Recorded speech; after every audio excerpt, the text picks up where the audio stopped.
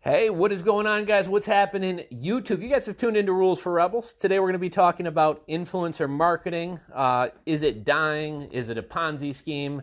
I'll kind of share my thoughts, and as always, curious to hear what you guys think as well. So go ahead and drop your comments down below. This is actually in response to a viewer email. A gentleman named Eli had sent this one in. And if you guys have questions, you got topics you want discussed, or if there's just a topic that you kind of want, a lot of times when I make a video, it's not really to instruct or teach, it's just to kind of open up discussions, right? Like talk about different topics, kind of get different people's opinions. So if you guys have a question, you want me to talk about a topic, you want me to kind of open up a discussion to the community here, feel free to shoot me an email, RulesForRebels, just like the channel, at gmail.com. And I'd be happy to, I'm always looking for content ideas and always like connecting with you guys. So go ahead and send those ideas and things that you guys want to discuss or talk about in. Today's email comes from a gentleman by the name of Eli, and it basically is talking about influencer marketing, like kind of like, are we in a bubble? Is it overpriced? Is it a big Ponzi scheme? Is it going to come to an end? And I'm not really sure if this was like a question or he just wanted me to kind of rant on it for a bit or something, just because the email was kind of open-ended. But the title of the email was, when will influencer marketing get knocked down a peg? And he goes on to say, hey, Rules for Rebels, enjoy your channel. Had a topic I wanted to hear your opinion on. When will influencer marketing get knocked down a peg? I mean, at some point, real data is going to come out about fake followers and engagement, and these people will have to go to McDonald's, right? The Ponzi scheme can't go on in perpetuity, right? And it ends there. So I'm not really sure if this was a question or just kind of like a thought that he had or something like that.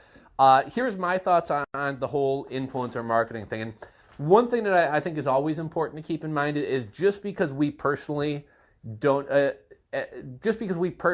agree with something, don't like a platform, doesn't mean that it's not valuable, doesn't mean that it's not worth participating in. I kind of hate Instagram, right? But like Instagram is where everybody's attention is at right now. And with this Rules for Rebels YouTube channel that you guys are watching right now, I probably could have gone a lot further if I kind of delved into Instagram and was more active on Instagram. I'm kind of spiting myself, but it's just not something I'm interested in, not really a place I want to be, so I don't participate in it. And I think that kind of hurts my growth as a personal brand, my YouTube channel, whatever else. And even with some of the other businesses that I run or some of the companies that I work with in a freelance fashion, just Instagram isn't really my strong suit. It's not really where I'm at, but I realize it's where a lot of people's attention is at. So it's something that I kind of need to be interested in. And I think the same thing is kind of true of influencer marketing, since it's kind of apparent that like you aren't necessarily a big fan of it. Neither am I really. But it's still a big thing. Now, here's the thing with influencer marketing, right? So since 2014 or 2015, influencer marketing has continued to grow year after year after year. I think right now it's like a 15 or 17 or $18 billion industry. I think by 2022 or 2024, it's billed to be like a $24 billion industry. So, it's been growing and it's only going to continue to grow. And there have been some articles, and I've sat in on some seminars and conferences where this has been talked about. But despite more money being dumped into influencer marketing year after year after year, the ROI on influencer marketing actually is getting worse year after year after year. And even worse than the ROI getting worse, a lot of businesses who are going heavy on influencer marketing don't even really know how to track it, so they don't even necessarily know what kind of ROI that they're seeing. Just influencer marketing overall, it's not going to go anywhere, right? Because the advertising and marketing has always been about going where people's attention is, right? And 20 years ago, 30 years ago, we didn't have the internet. Like an average Joe like you or me couldn't have a platform. Either you were an athlete, or even in the case of like movie stars and musicians and things like that, it was kind of music companies who dictated who was going to get a presence, who was going to be the next star. And now with things like YouTube, somebody with a good voice can, there's really no gatekeepers. There's really no barriers. Somebody with a good voice can grow a YouTube channel, can grow a Spotify account. So the gatekeepers are kind of gone, and the attention, nobody's watching cable TV anymore. Less people are going to the movies. Less people are interested in sports. A lot of the attention is on YouTube and social media, and advertising dollars are going to go where people's attention is. Now, the one kind of caveat to this is I think we are in kind of an influencer marketing bubble right now, or kind of a fad right now. And what I mean by that is, and I think it's kind of starting to die down, but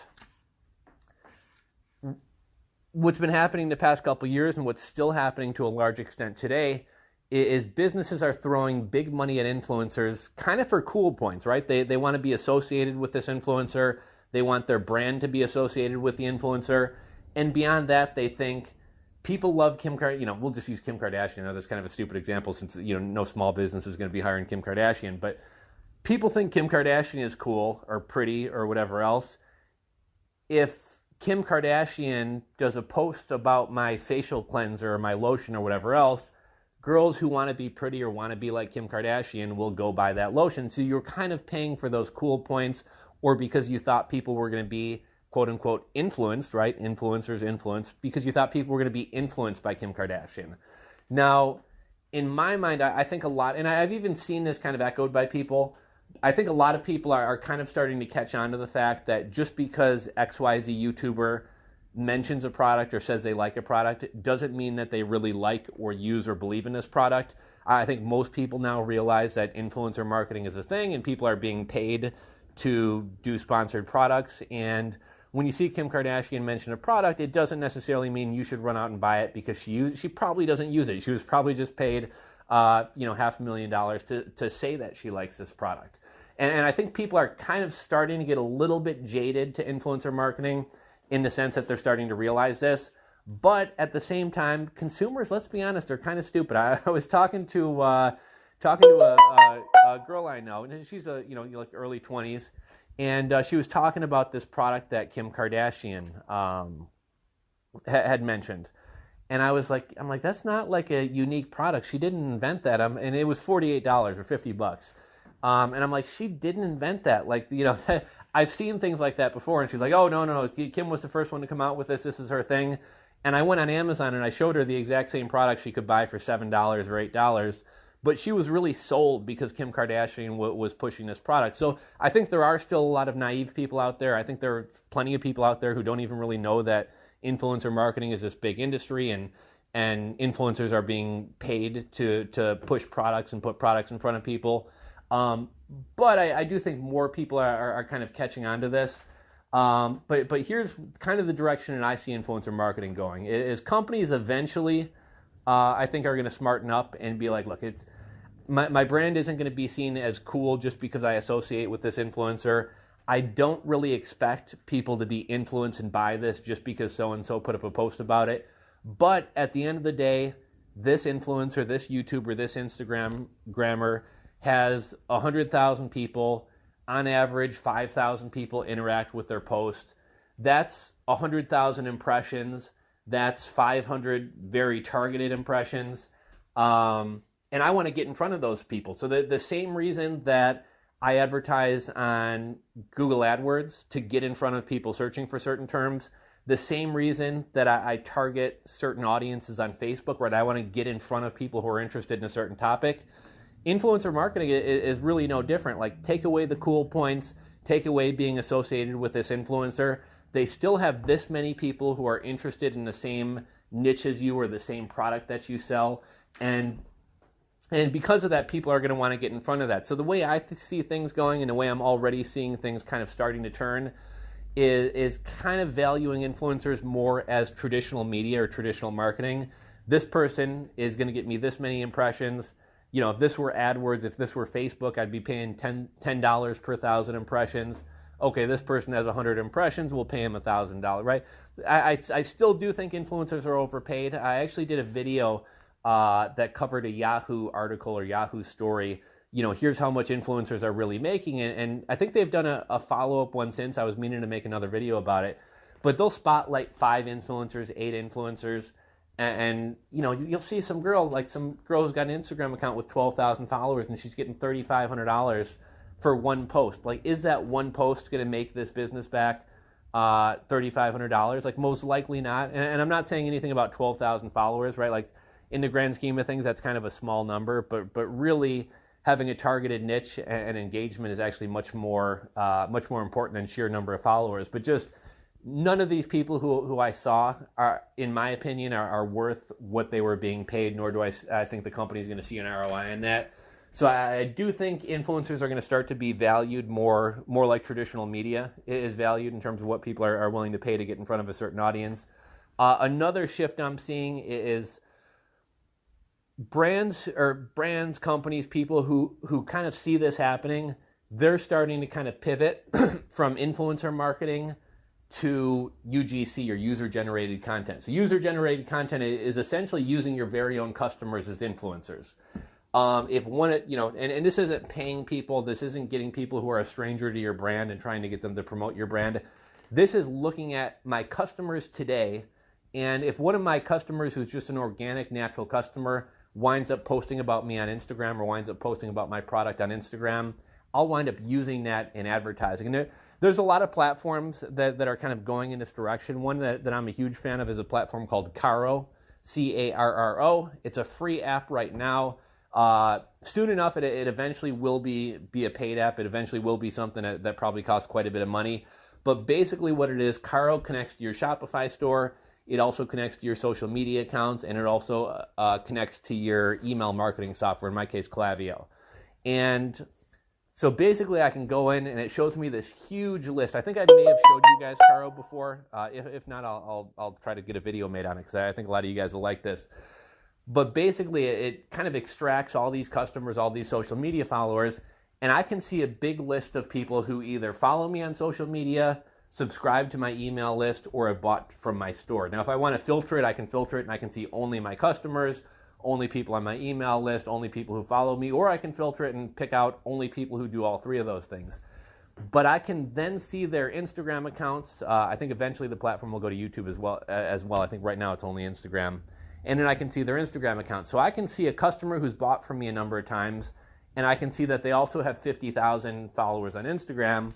And I might want to reach out to them and say, hey, I saw you were a customer. I saw you were a customer of ours. I noticed that your social media channel, your Instagram account, is kind of in line with what we do. I think we would be a good fit. We'd like to work with you. And the way that Carro works is, and you can offer people money as well. Carro is just a tool to find people. But the way the actual Carro tool is set up, it's meant to where you can offer free products to people in return for social media posts. And that's a great example of user-generated content.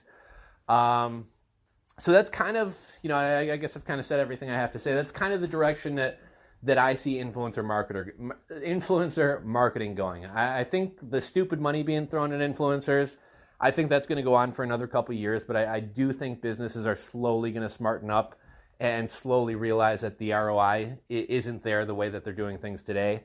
And again, I want to be very clear. Influencers aren't going anywhere.